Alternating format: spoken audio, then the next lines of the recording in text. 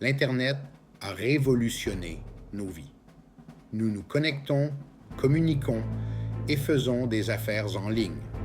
Ce monde interconnecté apporte commodité et efficacité, mais il nous expose également à de nouveaux dangers. La cybersécurité n'est plus une préoccupation de niche pour les experts en technologie. C'est un aspect fondamental de notre vie quotidienne. Tout comme nous verrouillons nos portes et protégeons nos biens physiques, nous devons protéger nos vies numériques. La cybersécurité englobe les pratiques et les technologies.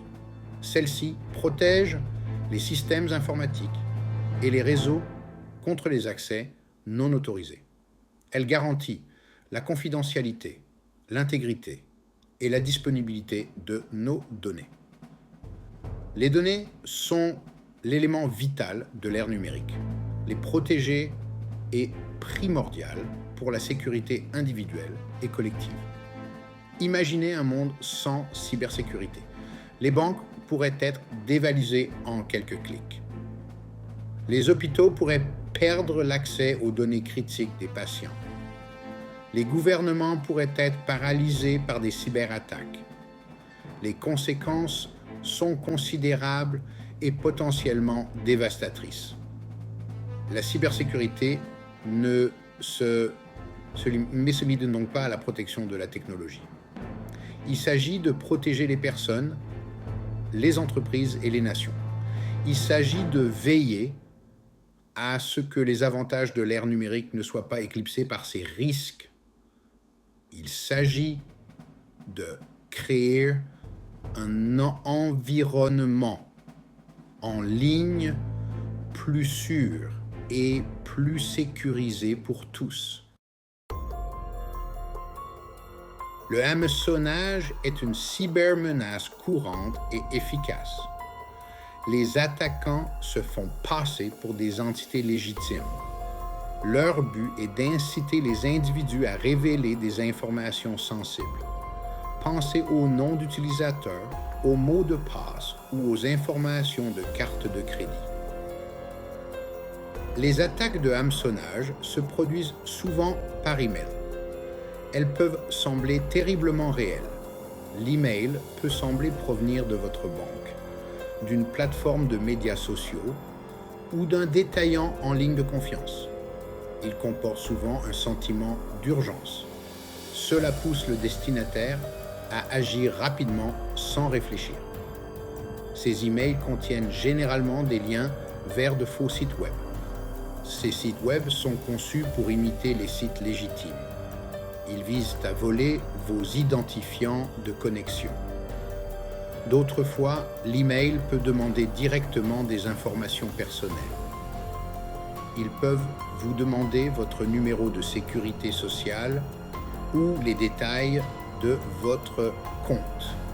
Méfiez-vous toujours des emails non sollicités demandant des informations personnelles. Les organisations légitimes demandent rarement des données sensibles par email.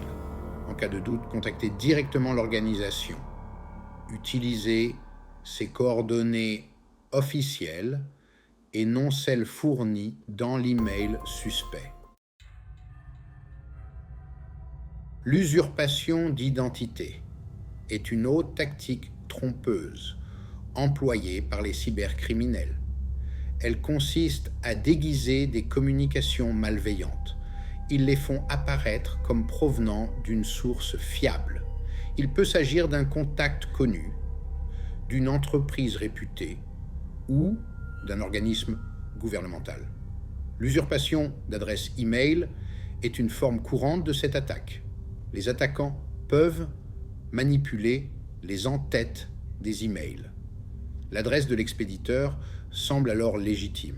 L'email peut sembler provenir d'un ami, d'un membre de la famille ou d'un collègue. L'usurpation de sites web est un autre danger. Les cybercriminels créent de faux sites web. Ces sites web ressemblent à s'y méprendre aux sites légitimes. Ils incitent les utilisateurs à saisir leurs identifiants de connexion ou des informations financières. Souvent, ces faux sites web présentent de légères variations dans l'URL. Cela peut être difficile à repérer sans une attention particulière. L'usurpation d'identité téléphonique est également en hausse. Les attaquants peuvent manipuler les informations d'identification de l'appelant. Ils donnent l'impression que l'appel provient d'un numéro local ou de confiance. Ces appels peuvent être utilisés pour diverses escroqueries. Ils peuvent essayer d'obtenir des informations personnelles ou vous inciter à effectuer des paiements. Le rançongiciel est un type de cyberattaque particulièrement malveillant. Il s'agit de crypter les fichiers d'une victime. Ceux-ci deviennent alors inaccessibles. Les attaquants exigent ensuite le paiement d'une rançon. Ils promettent de restaurer l'accès aux données une fois le paiement effectué. Les attaques par rançongiciel peuvent viser des individus et des organisations de toute taille. Ils se propagent souvent par le biais de pièces jointes malveillantes, de téléchargement de logiciels infectés ou de vulnérabilité des systèmes informatiques. Une fois que le rançongiciel a infecté un système, il crypte les fichiers. Il peut s'agir de documents importants, de photos, de vidéos ou même de bases de données entières. La victime reçoit une demande de rançon. Celle-ci exige un paiement, généralement en crypto-monnaie, pour décrypter les fichiers. Le paiement de la rançon ne garantit pas la récupération des fichiers. Rien ne garantit que les attaquants tiendront leur part du marché. Dans certains cas, même après le paiement, la clé de décryptage fournie peut ne pas fonctionner, ou bien les données peuvent être corrompues. La cybercriminalité n'est pas un crime sans victime. Elle a des conséquences dans le monde réel. Elle touche les individus, les entreprises et les gouvernements du monde entier. Les pertes financières sont stupéfiantes. Le coût mondial de la cybercriminalité est estimé à des billions de dollars par an. Pour les individus, l'impact peut être dévastateur. Le vol d'identité peut mener à la ruine financière. Les données personnelles volées peuvent être utilisées pour diverses activités frauduleuses. Les victimes de la cybercriminalité subissent souvent une détresse émotionnelle, une atteinte à leur réputation et une perte de confiance dans les plateformes en ligne. Les entreprises sont confrontées à des risques importants liés aux cyberattaques. Les violations de données peuvent entraîner la perte d'informations sensibles sur les clients. Cela peut entraîner des poursuites judiciaires, une atteinte à la réputation et une perte de confiance des clients. Les attaques par rançongiciel peuvent perturber les opérations, interrompre la production et entraîner des pertes financières importantes. Les gouvernements sont également la cible de cyberattaques. Les acteurs étatiques et les groupes cybercriminels prennent pour cible les agences gouvernementales. Ils cherchent à voler des données sensibles, à perturber les infrastructures critiques ou à diffuser de la propagande. Les cyberattaques contre initiatives gouvernementales peuvent avoir des conséquences considérables. Elles peuvent avoir un impact sur la sécurité nationale, la sécurité publique et l'économie. L'attaque par rançongiciel de 2021 contre Colonial Pipeline en est un exemple frappant. Elle met en évidence l'impact réel de la cybercriminalité. Colonial Pipeline est un important exploitant de pipelines de carburant aux États-Unis. Il transporte de l'essence et du carburant pour avions à réaction sur toute la côte Est. En mai 2021, l'entreprise a été victime d'une attaque par rançongiciel. L'attaque a contraint Colonial Pipeline à interrompre l'ensemble de ses activités de pipeline. Cette perturbation a provoqué des pénuries de carburant généralisées et des achats de panique dans les zones touchées. L'attaque a mis en évidence la vulnérabilité des infrastructures critiques aux cyberattaques. Elle a démontré le risque de perturbation importante des services essentiels. L'attaque de Colonial Pipeline a servi de signal d'alarme. Elle a mis en évidence la nécessité de renforcer les mesures de cybersécurité. Ces mesures doivent protéger les infrastructures critiques contre des attaques similaires. L'attaque a eu un effet domino sur l'ensemble de l'économie. Elle a eu un impact sur les prix de l'essence, les transports et la disponibilité des biens et services essentiels. L'incident a mis en évidence l'interconnexion de nos mondes numériques et physiques. Il a montré comment les cyberattaques peuvent avoir des conséquences tangibles dans le monde réel. Bien que la menace des cyberattaques soit réelle et en constante évolution, vous pouvez prendre des mesures pour vous protéger. En adoptant quelques pratiques simples, vous pouvez réduire considérablement le risque d'être victime de la cybercriminalité. Tout d'abord et avant tout, tenez-vous au courant des dernières cybermenaces.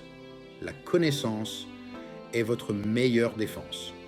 Tenez-vous au courant des méthodes d'attaque courantes, comme le hameçonnage, l'usurpation d'identité et les rançongiciels. Comprenez comment les reconnaître et les éviter. Mettez régulièrement à jour vos logiciels et vos systèmes d'exploitation. Les mises à jour logicielles comprennent souvent des correctifs de sécurité. Ces correctifs corrigent les vulnérabilités connues que les attaquants peuvent exploiter. En maintenant vos logiciels à jour, vous rendez la tâche plus difficile aux attaquants qui cherchent à compromettre vos systèmes. Utilisez des mots de passe forts et uniques pour tous vos comptes en ligne. Un mot de passe fort comporte au moins 12 caractères. Il comprend un mélange de lettres majuscules et minuscules, de chiffres et de symboles.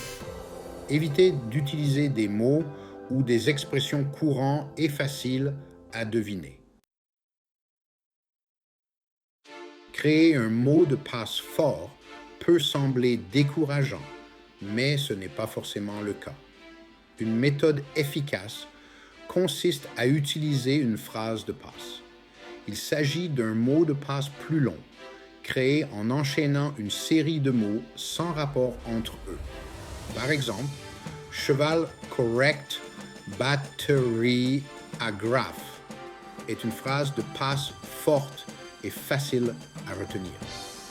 Une autre solution consiste à utiliser un gestionnaire de mots de passe. Les gestionnaires de mots de passe sont des applications qui stockent et gèrent vos mots de passe en toute sécurité. Ils peuvent générer des mots de passe forts et uniques pour chacun de vos comptes. Il vous suffit de mémoriser un seul mot de passe principal pour accéder à votre coffre-fort de mots de passe. Activez l'authentification multifactorielle chaque fois que possible. L'authentification multifactorielle ajoute une couche de sécurité supplémentaire à vos comptes. Elle vous oblige à fournir 2 ou plusieurs formes d'authentification pour vérifier votre identité. Il peut s'agir de quelque chose que vous connaissez, votre mot de passe, de quelque chose que vous possédez, un code provenant d'une application mobile ou d'un jeton matériel, ou de quelque chose que vous êtes. Authentification biométrique comme la reconnaissance des empreintes digitales ou faciales. Soyez prudent quant aux informations que vous partagez en ligne. Les cybercriminels peuvent utiliser les informations que vous partagez sur les médias sociaux ou autres plateformes en ligne pour vous cibler avec des attaques personnalisées. Évitez de partager publiquement en ligne des informations personnelles sensibles comme votre adresse personnelle, votre numéro de téléphone ou vos coordonnées financières. L'authentification multifactorielle, MFA, peut sembler peu pratique. Elle ajoute une étape supplémentaire au processus de connexion, mais elle améliore considérablement la sécurité de votre compte. Même si un attaquant obtient votre mot de passe, il ne pourra toujours pas accéder à votre compte sans le deuxième facteur d'authentification.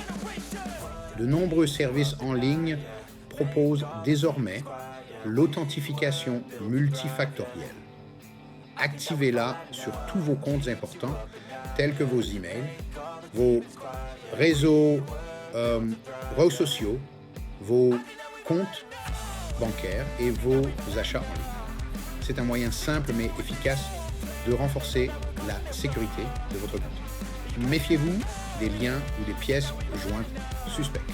Les emails de hameçonnage contiennent souvent des liens vers de faux sites web conçus pour voler vos identifiants de connexion.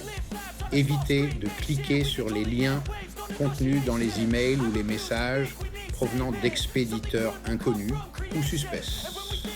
Si vous avez des doutes sur un lien, passez votre souris dessus pour voir l'URL réelle. Vérifiez qu'il est légitime avant de cliquer. Soyez prudent lorsque vous téléchargez des fichiers ou des logiciels provenant de sources non fiables. Les logiciels malveillants, tels que les rançongiciels, peuvent être déguisés en téléchargement légitime. Ne téléchargez des logiciels qu'à partir de sources fiables, telles que les boutiques d'applications officielles ou les sites web réputés. Sauvegardez vos données importantes régulièrement. En cas d'attaque par rançongiciel ou de perte de données, il est précieux de disposer d'une sauvegarde récente. Sauvegardez vos données sur un disque dur externe ou un service de stockage en nuage. Assurez-vous que vos sauvegardes sont stockées séparément de votre ordinateur afin d'éviter qu'elles ne soient compromises en cas d'attaque. La cybersécurité n'est pas seulement une responsabilité individuelle. Elle exige un effort collectif de la part des gouvernements, des entreprises et des individus du monde entier. La coopération internationale est essentielle pour partager les informations, coordonner les réponses aux cybermenaces et élaborer des normes et standards internationaux pour le cyberespace. Les gouvernements jouent un rôle essentiel dans l'élaboration des politiques de cybersécurité, la promotion de la recherche et du développement et la stimulation de la collaboration entre les secteurs publics et privés. Ils jouent également un rôle crucial dans la dissuasion et la riposte aux cyberattaques parrainées par des États. Les entreprises sont en première ligne de la lutte contre la cybercriminalité. Elles doivent donner la priorité aux investissements dans la cybersécurité, mettre en œuvre des mesures de sécurité solides et sensibiliser leurs employés aux cybermenaces. La collaboration entre les entreprises est essentielle pour partager les renseignements sur les menaces et les meilleures pratiques. Les individus sont la cible ultime de nombreuses cyberattaques. En prenant leurs responsabilités en matière de sécurité en ligne, en se tenant informés des cybermenaces et en adoptant des pratiques sûres en ligne, les individus peuvent contribuer à un environnement en ligne plus sûr pour tous. La cybersécurité est un voyage continu, pas une destination. À mesure que la technologie évolue, les méthodes des cybercriminels évoluent également. Nous devons rester vigilants, adaptables et déterminés à travailler ensemble pour nous défendre contre les cybermenaces en constante évolution.